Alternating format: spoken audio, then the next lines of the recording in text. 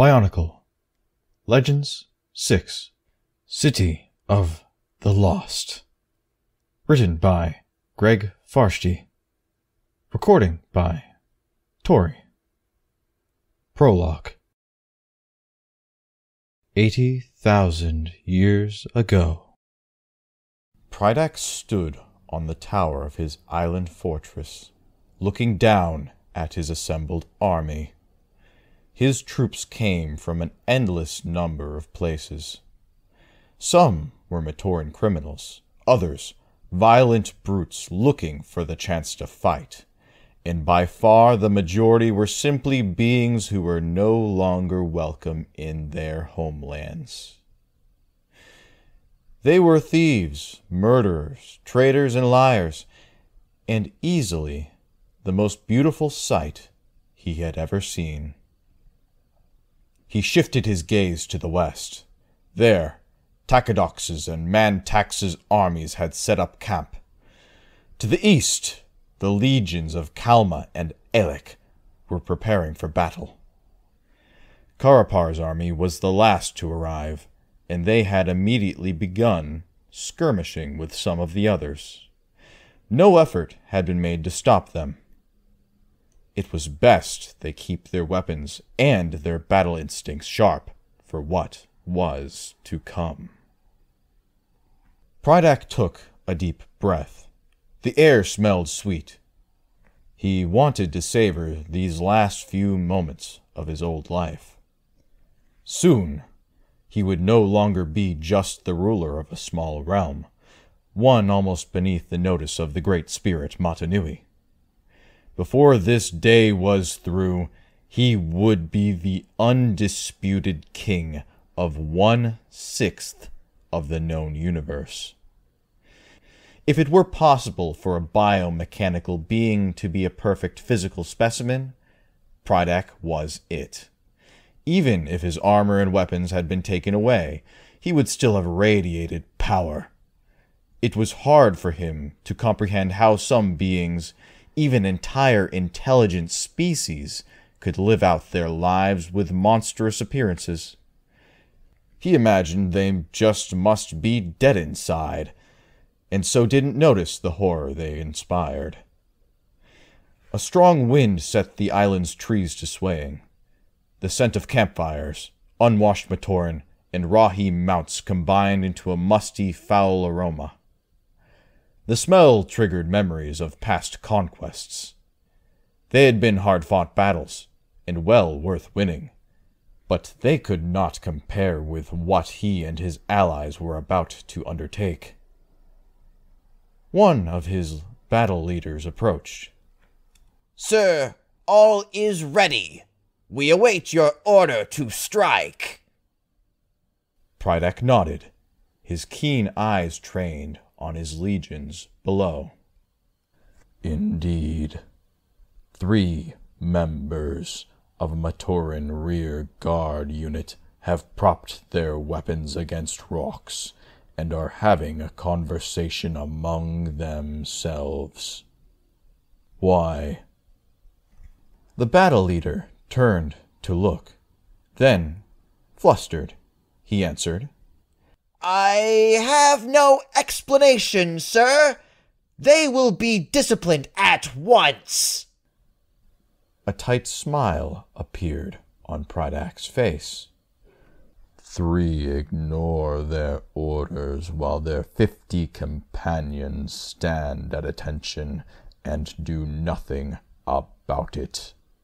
Not at all satisfactory. He turned to the battle leader. "Pass the word among my legions. That unit is to be attacked and completely destroyed immediately, along with you." "What? Sir, I... Prologue's hand flashed out and grabbed the battle leader by the throat. He took 2 quick strides and thrust the unfortunate being over the edge of the tower. His captive's legs dangled in space. I speaking some unknown Matoran dialect? Prydac whispered. Do you require a translator? I want you to go down there and order your own destruction. I want you to do it now. Prydac leaned in close, his fetid breath washing over his frightened subordinate. Be assured my legions will be far swifter and more merciful in carrying out their task than I would be. With that, Prydac idly tossed the battle leader back onto the stone floor of the tower. The panicked being scrambled to his feet and raced down the stairs to carry out his orders. When he reached the bottom, he would command the legions to immediately wipe out the offending unit, and then himself. He would do this because he knew Prydac was right. Death at their hands would be far preferable to the same fate in the clutches of his ruler. The other 5 Baraki were waiting in the fortress's central chamber, studying maps carved into stone tablets. They had been given their names centuries ago by the subjects of their realms. It was an old Matoran word, rarely ever heard, which roughly translated to warlord. Each was powerful, well-armored, and veteran of many a raid. Those who saw them said they made Toa look like some kind of Rahi that crawled out from under a rock. They saw themselves as a higher level of being, preordained to rule by virtue of their superior strength and intellect. The charts they looked over were rough, but they were good enough for the Baraki's purposes. One set of tablets showed key points on the central continent. The other covered the sea approaches to the city of Metronui.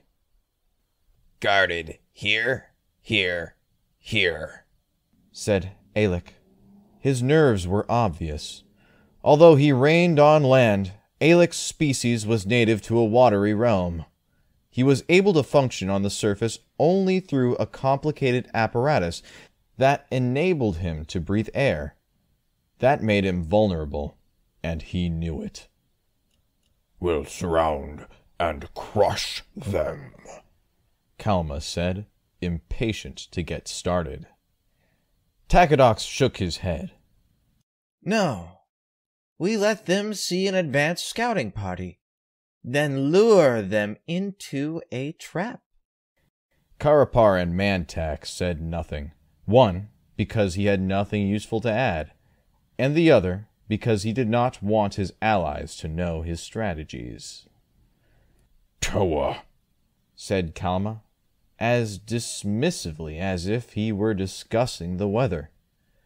They are a moment's annoyance at best.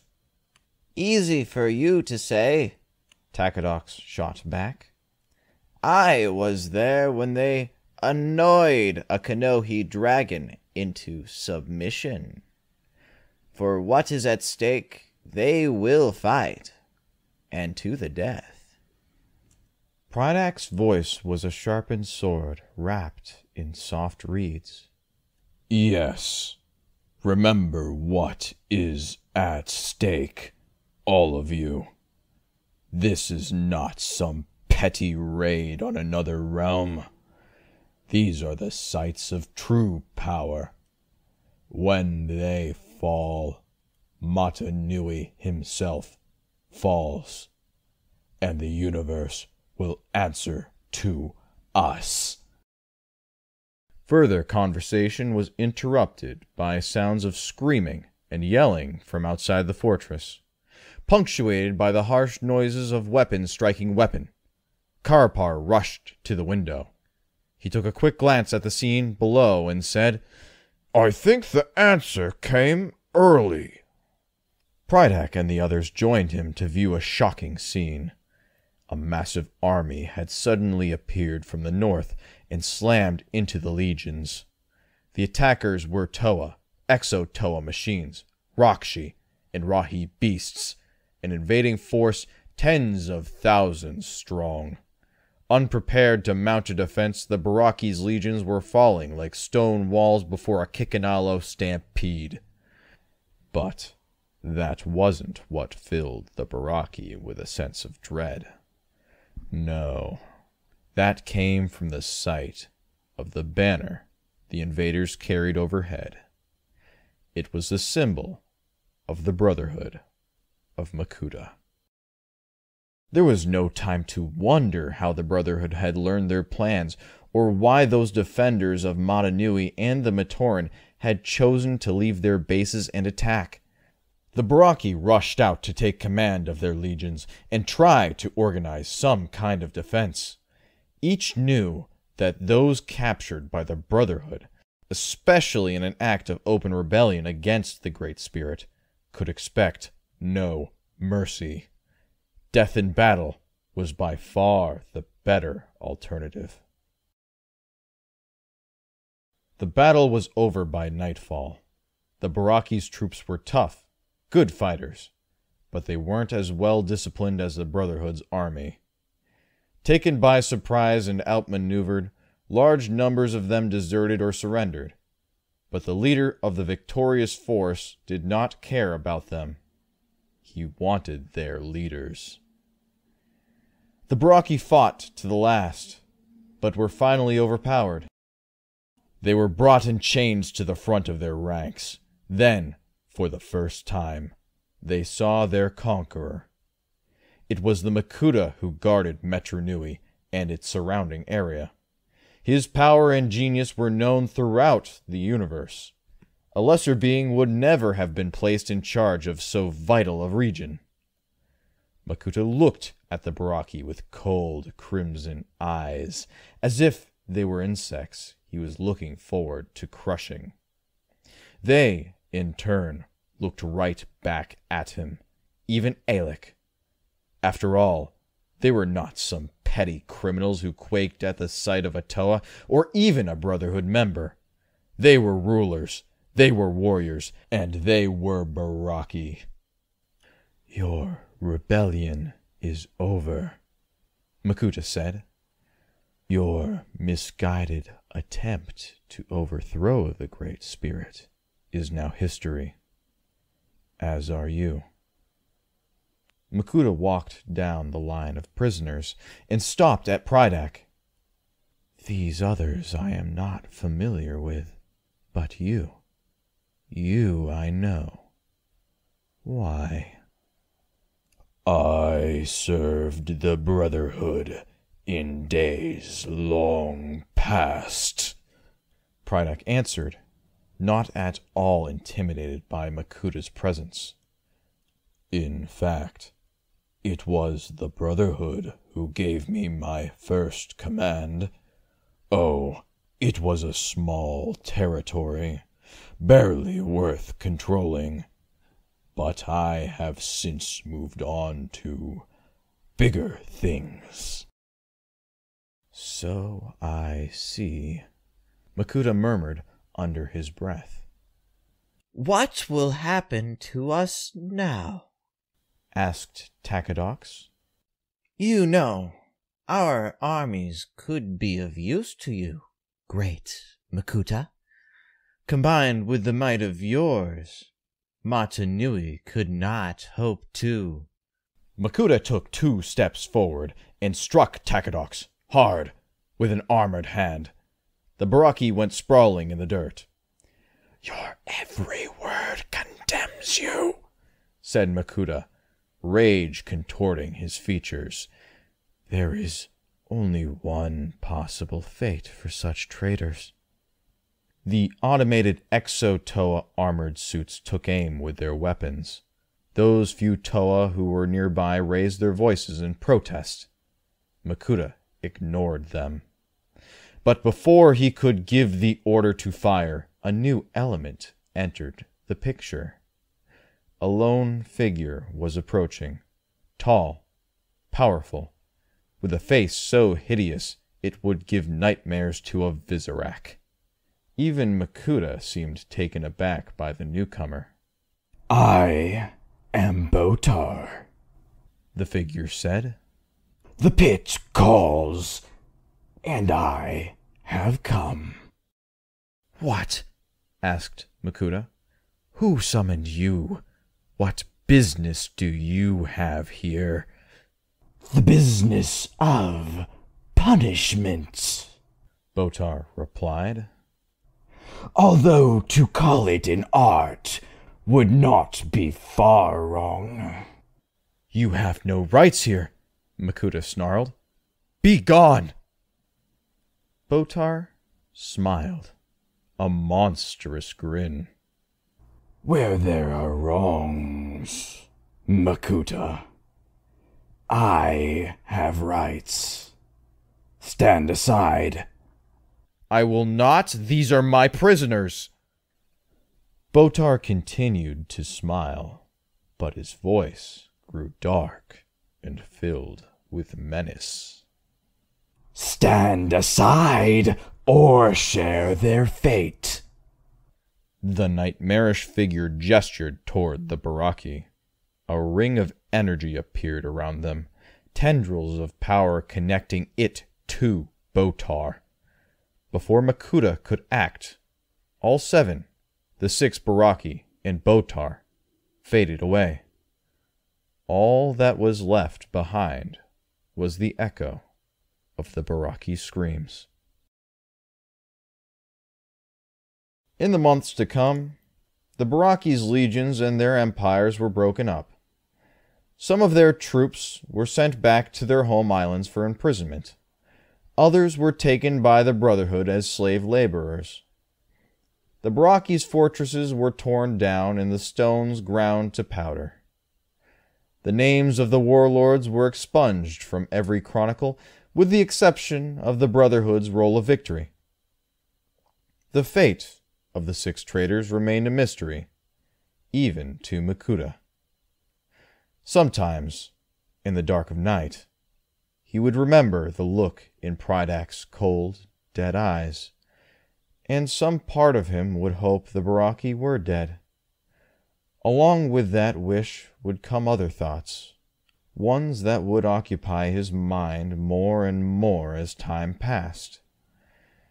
The Baraki believed Mata Nui could be overthrown and replaced. Of course, it could never be done by the likes of them, Makuta said to himself. But who is to say it could never be done at all? And somewhere in the endless darkness of the pit, the Baraki waited and brooded and longed for the day they would take revenge. End of Prologue.